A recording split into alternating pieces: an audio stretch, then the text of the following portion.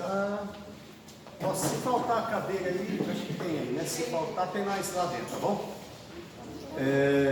Página 25, vamos à página 25, livro Evangelismo, segunda unidade. Nós ainda estamos um pouquinho atrasados com a primeira unidade. E quem já tem o livro aí, página 25. Aqui fala sobre 5 palavras gregas para pecado. Tá? Nós precisamos conhecer o que é pecado, porque a nossa mensagem de evangelismo é para quem? Pecador. Então nós temos que conhecer o que é pecado para poder explicar para o pecador o que é pecado, né? E observe que no grego é muito rica as palavras são muito ricas. Amor, por exemplo, há 4 tipos de amor. Mundo, 4 tipos de mundo.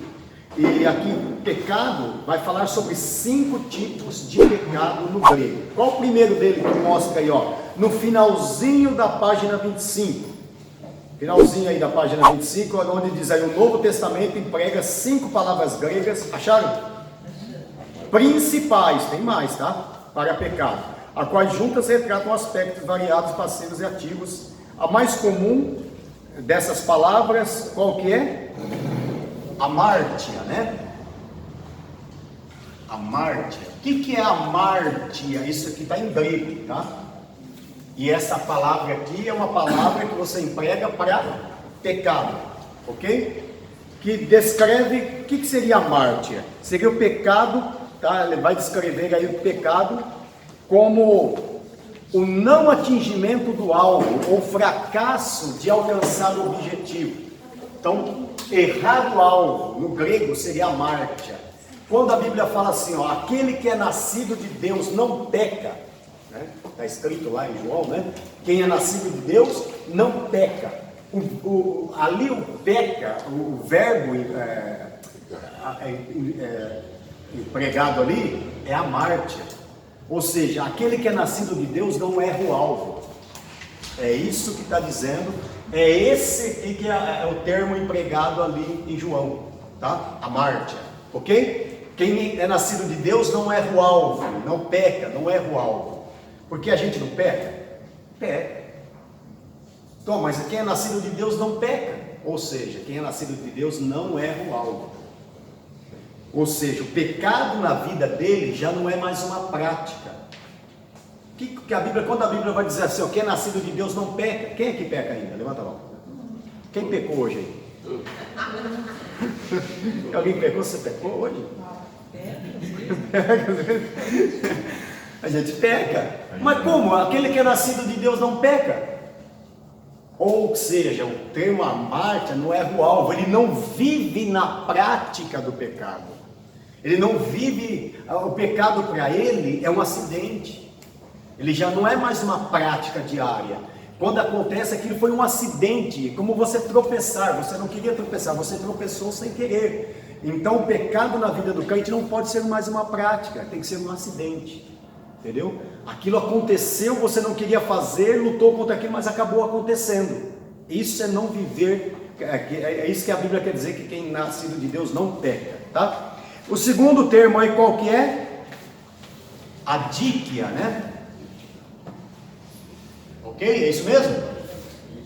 O que quer dizer adíquia então? Iniquidade. Você sabe que tem muito crente que não sabe descrever o que é iniquidade? E tem muito pastor que não sabe descrever o que é iniquidade.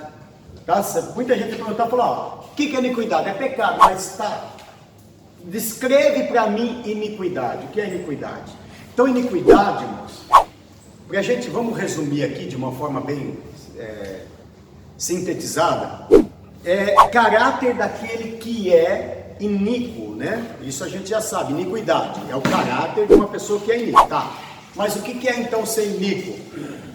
O iniquidade é o contrário de equidade, tá? Equidade, iniquidade, tá? Então é o caráter da pessoa que é iníquo e é o contrário de equidade, tá? E o que é equidade? Equidade? Igualdade, isso, julgamento justo, né? Algo que é justo, o senso de justiça. A pessoa, ele fez equidade. Ele fez aquilo que é justo, ele tem senso de justiça, é uma pessoa que não é imparcial. Então o contrário disso é a iniquidade.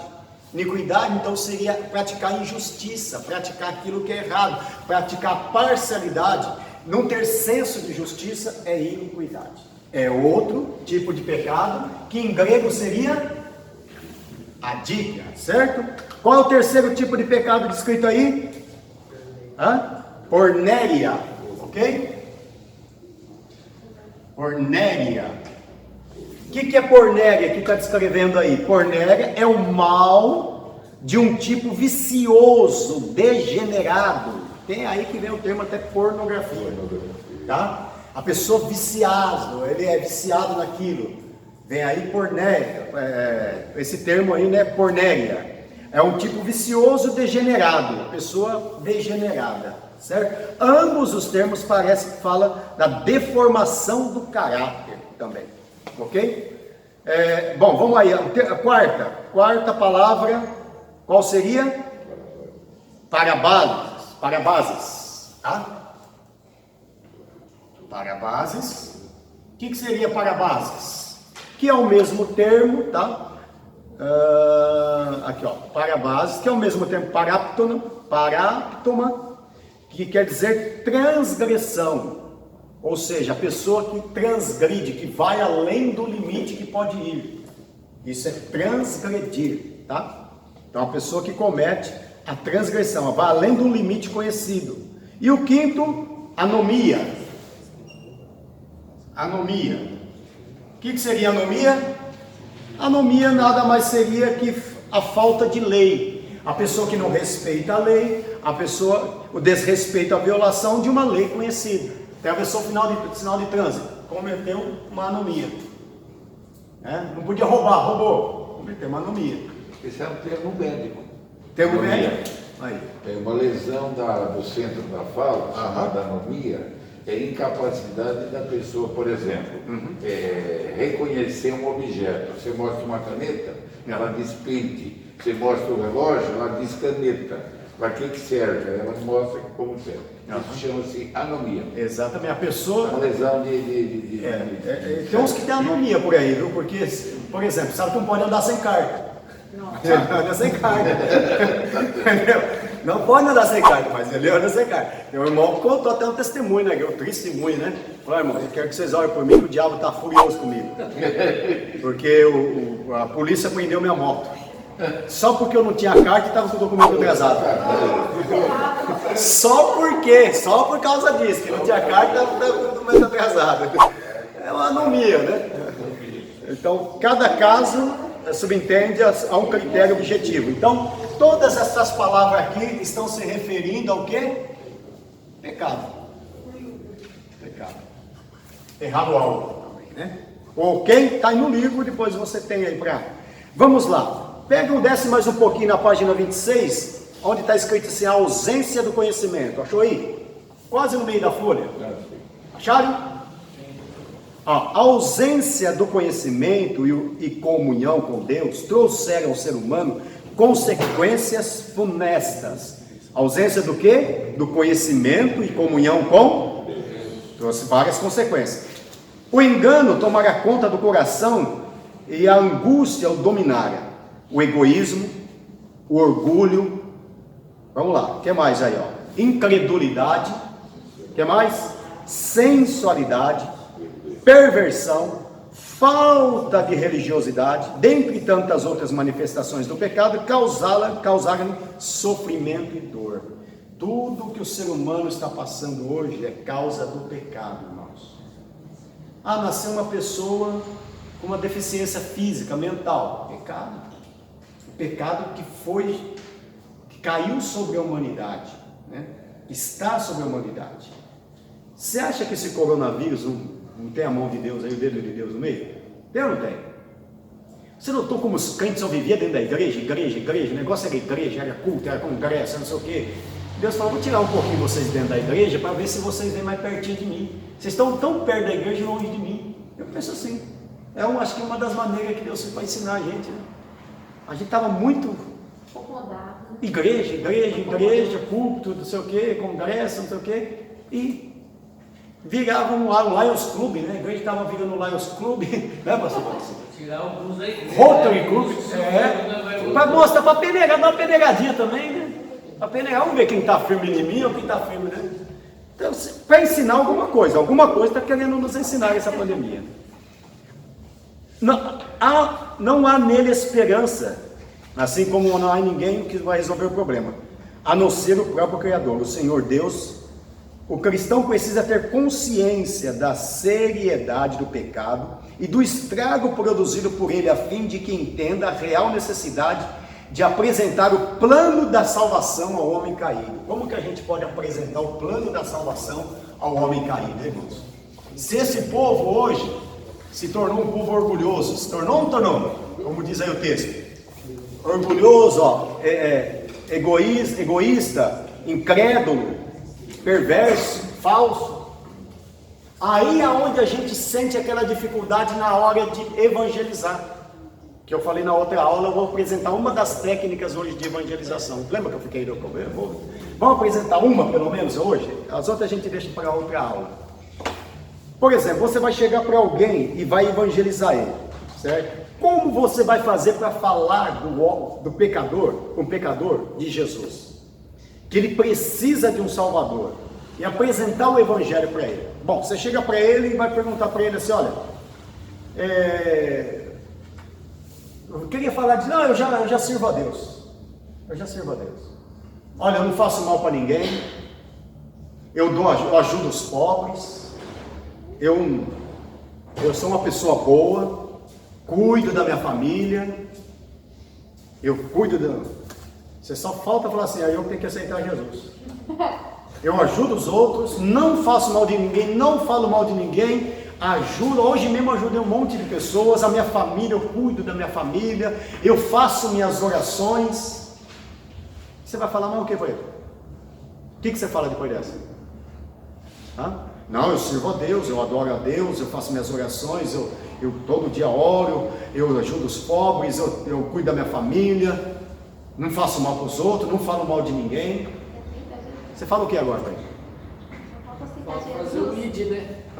O ID, né? Não, eu já sirvo. Se você guardar para ele, se ele faz tudo isso e guardar para ele... Não, eu faço, eu ajudo os pobres, eu vou na casa dos outros, eu faço boas obras. Fala para ele aceitar, pastor. Fala para ele, tem o seu nome, está escrito no livro. Não, mas tá no livro da vida, eu sirvo Jesus. Sou uma pessoa boa, eu sirvo Jesus. Eu tenho Jesus no meu coração, eu faço minhas orações todos os dias. E agora? Fala aí. Dá um argumento aí, irmão. Me ajuda a pregar? Nossa. Eu chamaria ele para me ajudar a pregar, então. Vou. E tem uns dele que conhecem a Bíblia mais do que nós, esse governo. Conhece, né? Conhece. Eu vou te dar uma abordagem que você pode fazer. Vamos falar uma abordagem aqui? Tá. Você faz um questionário e apresenta para ele. Posso fazer um questionário aqui para o senhor me responder 10 perguntas? 10 perguntinhas para o senhor? Eu sei que o senhor é uma pessoa boa, tudo, mas posso perguntar? Aí, primeira pergunta que você faz para ele se o senhor morresse hoje, para onde o senhor iria? O que ele vai responder para você, no caso? O céu, né? O céu. Tenho certeza. Tá. E outra coisa, e por que você iria para o céu? Aí ele vai dizer, né? Porque eu sou uma pessoa boa, eu faço bem para os outros, eu sou uma pessoa boa. Aí faz o seguinte, pega os 10 mandamentos e faz a pergunta dos 10 mandamentos para ele. Primeira pergunta, amarás a Deus sobre todas as coisas. Alguma vez o senhor quebrou esse mandamento? Né? O senhor colocou alguma coisa acima de Deus? Família, os filhos, trabalho. Uns vão responder dinheiro.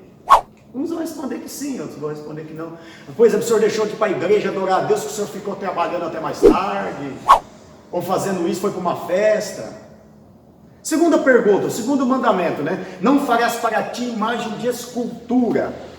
Alguma vez o dinheiro ficou na frente de Deus? Que isso é uma imagem de escultura também, não é só? O carro foi mais importante que Deus? O cargo na empresa foi mais importante que Deus? Faz a terceira pergunta. Honrará pai e mãe. Alguma vez o senhor desobedeceu seu pai e sua mãe? Já aconteceu o senhor desobedecer? Você sabe que uma vez eu fiz essa pergunta, a mulher respondeu às 10, ela falou, não, nunca. Quando eu saí de lá, eu falei pro irmão assim, rapaz, encontrei um outro Cristo e não sabia. Tem outro Cristo na terra. A mulher nunca pecou, nunca roubou, nunca mentiu. Ela nunca tinha mentido. A maior mentirosa. Falei, olha, tem outro. Mentiu pela primeira vez. Então, alguns são sinceros, vão responder, não, eu já desobedeci meu pai. Sim. Mas vai ter aquele que vai dizer que nunca fez, né? É aquela pessoa que só falta canonizar ela, né? Se o Papa ver ela, vai estar, não, vou canonizar que esse aí é. Mas vai ter os sinceros. E vai dizer assim, ó, aí você vai pôr nos mandamentos para ele. Ah, isso aqui então o senhor já fez? Tá, então tá aqui, o senhor já fez. Não dirás falso testemunho, não mentirás. O senhor já mentiu alguma vez? Já menti, então tá aqui. Não adulterarás. Tem uns que vai dizer que sim, outros vai dizer, tem uns que dizem, não, isso aí, ó, já falei, então tá aqui. Né? Não roubarás. Alguma vez você roubou, nem que fosse uma caneta. Ó, para ser sincero, eu já fiz isso sim. Mas era jovem ainda. Ah, tá bom. Né? Não cobiçarás as coisas do seu próximo. Você já desejou ter alguma coisa que não é seu? Aí vai dizer, ó. Aí o senhor conta lá e fala, olha, deu 7 aqui que você, certo? Falhou. Né? E agora? O senhor quebrou esses tantos mandamentos aqui. Depois você faz uma soma e mostra para ela, para a pessoa. Olha, você está aqui, ó. Isso aqui você falhou, isso aqui você. Agora, você faz uma pergunta. Que nota você acha que você conseguiria? Certo? Você acha que com essa nota aqui, ó, 7 negativo, 3 positivo, você entraria no céu? Você cometeu 7 pecados dos 10 aqui. E fora outras coisas que a gente não colocou aqui, só estão falando dos 10 mandamentos. Você cometeu 7, cometeu 6. Você acha que você poderia entrar no céu? O que ele vai responder agora para você? Não. Vai enxergar o erro dele, né? Vai ter que não, claro. Por quê? Porque agora você mostrou para ele que ele é um pecador. Agora, aí vai eles falar assim, não, cometendo esses 7 pecados, eu acho que eu não entraria no céu. Aí você vai fazer a seguinte pergunta para ele. Uma pessoa que é criminosa, ele matou alguém. Se ele der 10 cestas básicas, aquilo vai encobrir o pecado dele? Vai apagar o pecado dele? Vai? Hã? Aquilo ali vai deixar de... Porque ele deu 100 cestas básicas, ele matou uma pessoa, mas deu 100 cestas básicas. Aquilo vai apagar o homicídio dele? Não. Então você vai perguntar para ele, você cometeu 7 ou 6 desse pecado. Agora você sendo bonzinho, ajudando os outros, vai apagar o seu pecado? Então o senhor está perdido. Porque se isso não apaga o teu pecado, o senhor está perdido. O senhor não vai para o céu. Porque isso não vai apagar. Então aí a pergunta você faz para ele, como o senhor vai se salvar então? Sabe o que acontece? Hã? O que você está fazendo?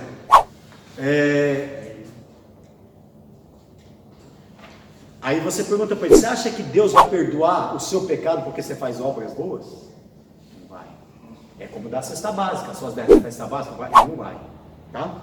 Então, aí você vai dizer para ele, porque primeiro você tem que explicar para ele, irmãos, mostrar o pecado dele. Mostrar que ele é um pecador.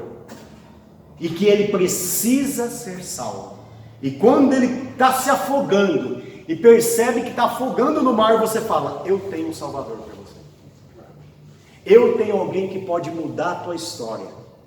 Que diz, vinde a mim todos que estão cansados, oprimidos, sobrecarregados, e eu vos aliviarei. O senhor não precisa, não adianta o senhor estar na igreja, o senhor tem que estar em Cristo. O senhor tem que aceitar a Jesus Cristo como seu único e suficiente Salvador.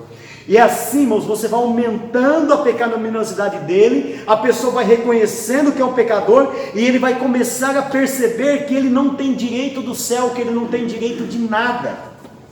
que ele é uma pessoa adúltera, mentirosa, desobediente aos pais, e por isso ele não merece salvação. E aí é onde que entra o que nós chamamos de graça. Ele falou, então não é a sua cesta básica que vai te levar para o céu, não é você ser bonzinho para a sua família que vai te levar para o céu, mas é a graça, é a misericórdia de Deus. É somente você entregando a sua vida ao Senhor Jesus Cristo, o que ele provavelmente não fez. O que ele não fez, aí você fala, mas eu tenho a solução para você. Eu mostro para ele a ferida, dá o remédio para ele e mostra a cura. A pessoa vai reconhecer e vai falar, aí você, depois disso, pode fazer o que? Você quer receber uma visita do pastor? Você está querendo, pode vir aqui fazer um discipulado com você? Você abre a porta para mostrar para ele, né? Para que aquela pessoa perceba que ela precisa de salvação. E que ela não vai ser condenada, porque Jesus Cristo tem poder para salvar ela, para curar ela, transformar a vida dela.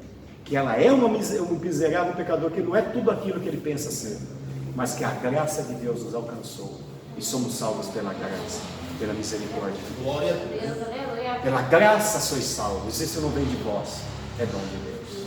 Glória a Deus. Só assim, é mostrando para a pessoa que não é um pecador, que ele vai reconhecer a grandeza de Deus. Bom, aí